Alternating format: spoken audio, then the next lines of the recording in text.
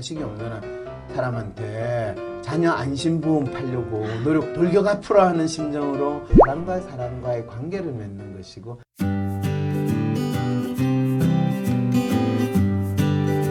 실내 건축과를 전공하고 프리랜서식으로 사장 밑에서 일을 하다 불안정한 보수와 시장 상황 때문에 회사를 나와 2년간 쉬엄쉬엄 일을 했죠. 그러다 카드회사 고객센터에 취업을 했고요.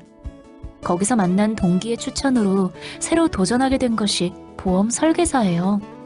처음엔 너무 즐거웠는데 열심히 일해도 계약 실적이 좋지 않네요. 그래서 수입도 불안정하고요.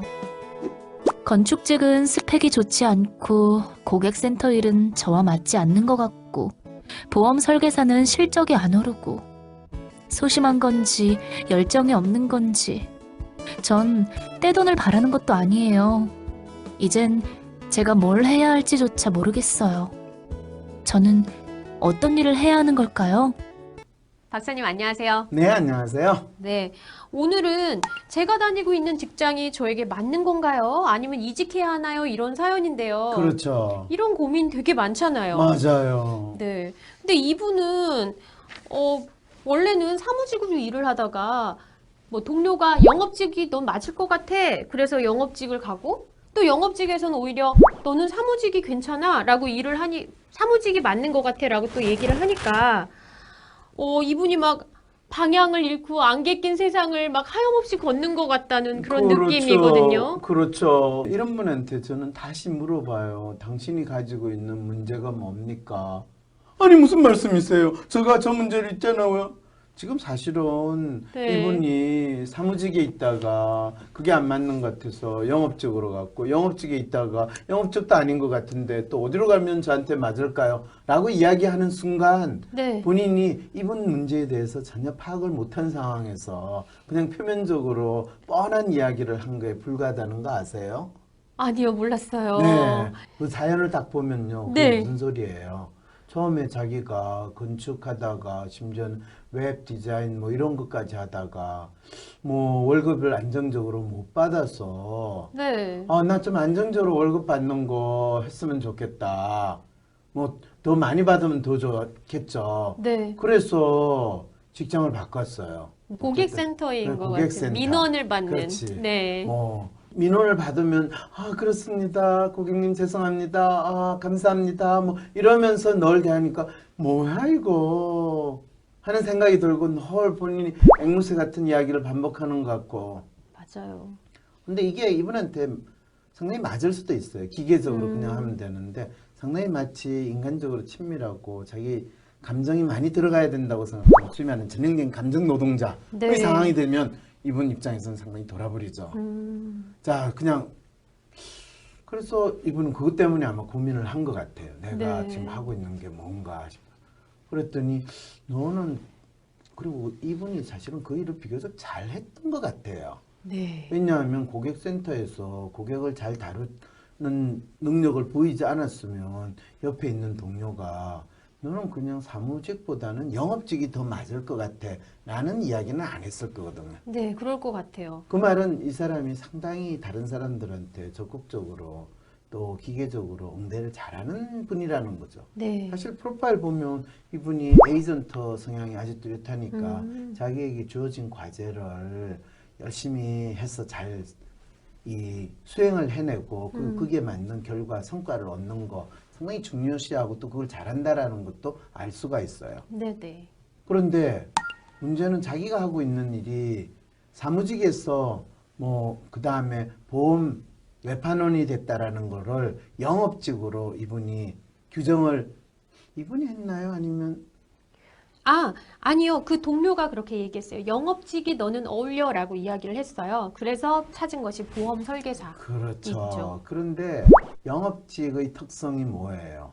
영업. 실제로 본인이 영업하는 그달에 이 이 능력에 따라서 성과에 따라서 보수가 변동이 생기는 거잖아요. 그렇죠. 근데 처음에 이 사람은 안정적인 보수를 얻고 싶어서 이 고객센터에 일을 했는데 본인이 영업을 하게 되면 보수가 많이는 받을 수도 있지만 그것도 불안정한 상황으로 들어가는 거 그것도 고려를 했어야 되는데 이런 경우에 보면 이분은 자기가 원하는 것이 무엇인지를 알지 못한 채로 이거 하면 좋을 거다 하면 그쪽으로 가고 또 저거 하면 좋을 거다 하면 또 그쪽으로 가고 하는 그런 상황을 지금 보였다는 거 알 수 있겠죠. 네. 자, 그럴 이런 것 상황에서 같아요. 그러면 이 영업직을 하는데 불안정한 보수 또 변동성이 심한 성과 이거 진짜 어떻게 내가 다시 그러면 내 일한 만큼 그것도 또 안정적으로 또는 전문성을 살려서 그러자니 제가 스펙이 없고요. 차라리 저한테 딱 너 이거 해 하면 돌격 앞으로 하면 그걸 아무 생각 없이 갈 수 있는데 어떤 일이 그거에 딱 맞는 게 있을까요? 네. 이런 질문을 한 것처럼 지금 사연이 나오게 된 거거든요. 그런데 그 사연은 전체적으로 보면 본인이 안개 속을 헤매고 있어요. 저는 어디를 가야 될까요? 네가 가고 싶은 데로 가라. 저는 어디로 가는 게 제가 가고 싶은지 모르겠는데요. 자기가 원하는 게 뭐냐? 안정적인 소득을 올리고 가능하면 그 소득이 좀 더 좋았으면 좋겠다. 라는 생각이거든요. 네. 근데 그거는 사무직이냐 영업직이냐 또는 뭘 하느냐 모든 직장 생활을 하고 사회생활을 하는 사람이 다 가지는 열망이지 이 사람이 자기한테 맞는 자기가 진짜 잘할 수 있는 일을 찾는 것과 관련된 본인의 욕망이라고 할 수는 없어요. 그렇군요. 그리고 진짜 이분이 가지고 있는 특성은 분명한 과제나 목표를 주고 그것을 통해서 성과를 얻는 거. 사실은 그게 보험 설계가 이분한테 상당히 잘 맞는 일일 수 있어요. 근데 이분은 사실 어떤 때는 뭐 200만 원도 받고 어떤 때는 100만 원도 안 되는 날도 있고 스스로 자기 문제를 사실은 이미 사연 속에서 규정을 했어요.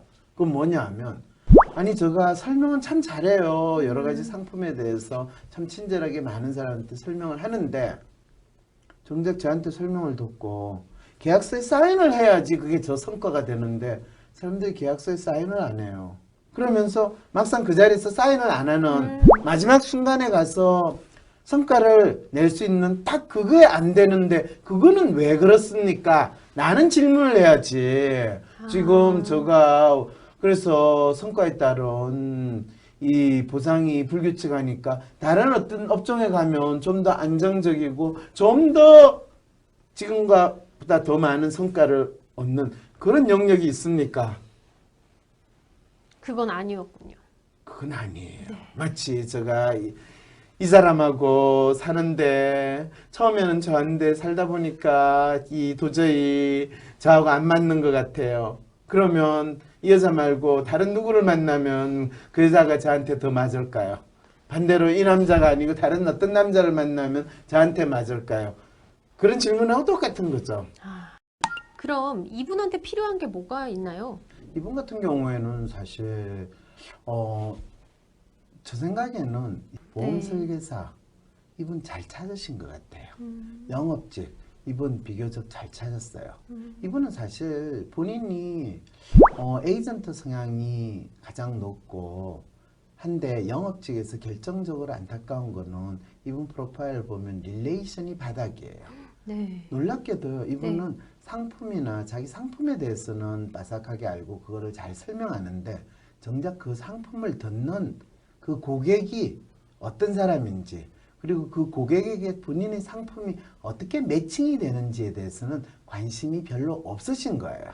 그래서 상품의 장점에 대해서 계속 강조를 하고 친절하게 안내는 하지만 이 상품이 당신의 어떤 니즈, 당신의 필요성과 잘 매치가 되기 때문에 당신에게 이게 얼마나 도움이 될 거라는 걸 이야기하는 데 있어서는 상당히 아쉬움이 있죠. 사실은 이런 분은 전형적으로 자식이 없는 사람한테 자녀 안심보험 팔려고 노력하시는 분이고요. 뭐 이 손자 손녀 없는 할아버지 할머니한테 뭐 손자 손녀 학자금 보험 팔려고 하시는 그런 상황이죠. 사실은 제가 과장해서 네. 이야기하지만 얼마나 고객의 필요성에 대해서 관심이 없는 채로 본인의 상품에 대해서만 돌격 앞으로 하는 심정으로 저 고지를 향해서 달려가야지 라고 하는데 정작 그 고지는 그 고객의 입장에서는 존재하지 않는 상황이니까 사인을 안 하는 다른 이런 이야기를 하면 내가 제가 너무 잔인하게 이야기하는 거죠. 예. 그래서 아닙니다. 사실은 이분이 어떤 영역에서 일하느냐, 또 본인이 스펙이 맞느냐, 본인이 처음 전공이 어떠냐, 이런 거는 사실 지금 이분의 진로 고민에서는 아무 상관이 없는 거예요. 진짜 현재 이분은 자기가 훨씬 성공을 거둘 수 있는 영역에서 그 일을 하는데 자신이 가지고 있는 이 에이전트 성향과 리얼리스트 성향, 이것이 잘 부합이 돼서 훨씬 더 놀라운 또는 본인이 진짜 만족스러운 성과를 내기 위해서 결정적으로 필요한 부분이 무엇인가를 파악을 하는 게 필요한데 그 부분은 전혀 생각하지 않고 단지 본인이 현재 원하는 것이 이루어지지 않으니까 이 분야는 내한테 맞지 않아. 뭐 이 동네 물은 나빠. 내가 물만 좋았으면 내가 훨씬 더 내 피부가 좋아질 텐데 뭐 이런 불평을 하는 분의 상태하고 똑같은 거죠. 그럴 때 당신이 하는 것이 보험을 파는 거라면 보험을 파는 그 보험 설계사가 가장 중요하게 알아야 되는 거는 본인이 파는 상품일 수도 있지만요. 더 중요한 건요. 그 상품을 사는 사람이 어떤 사람인지에 대해서 관심을 더 많이 기울이고요. 그리고 그 사람과 좀 더 인간적인 또는 좀 더 그 사람에 대한 호의를 베풀어야 되는데 에이전트 분들은 사실 그 부분에서 조금 사람들과의 어떤 잔잔한 정, 오래가는 감성적인 공유나 이 소통이 조금 약하죠. 결국에는 영업이라는 것은 물건을 파는 것이 아니라 사람과 사람과의 관계를 맺는 것이고 그 관계 속에서 서로 조금이라도 도움이 되는 활동을 한다. 이것이 영업이라는 것을 에센스를 탁 파악을 하니까 와!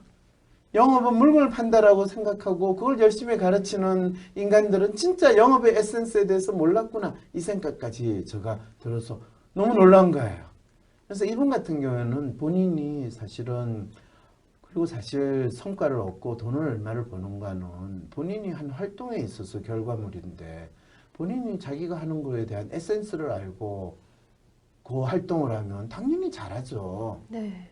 이분 같은 경우에는 본인이 원하는 거, 본인이 충족하고자 하는 욕망은 무엇으로 어떤 상황에서 이루어지는가. 그리고 그것은 자신이 가지고 있는, 자신이 가지지 않은이 아니라 자신이 가지고 있는 특성 속에서 또는 자신이 현재 하고 있는 일에서 어떻게 충족될 수 있는가. 이 부분을 정확히 알아야 되는데 엉뚱하게 저쪽 산 너머에 가면 내가 원하고 내 마음에 맞는 누군가 있지 않을까. 남쪽 나라에 가면 어떻게 내가 삶이 달라지지 않을까. 중동에 가면 내가 대박을 터뜨리지 않을까. 본인이 자기 문제에 대해서 또 자기에 대해서 제대로 알지 못한 상태로 누군가가 또는 어느 곳이 나의 문제를 해결해 줄 거라는 그 마음으로 지금 사연을 보내셨으니까 자기 문제에 대한 통찰을 가지기가 힘든 거죠. 그래서 박사님, 오늘 이분은요, 정말 자신이 하는 일의 에센스를 잘 모르셨던 것 같아요. 그래서 자신이 파는 상품보다 그 상품을 사용할 그 고객들에게 조금 더 관심을 갖는다면 이분이 원하는 걸 얻으실 수 있겠네요.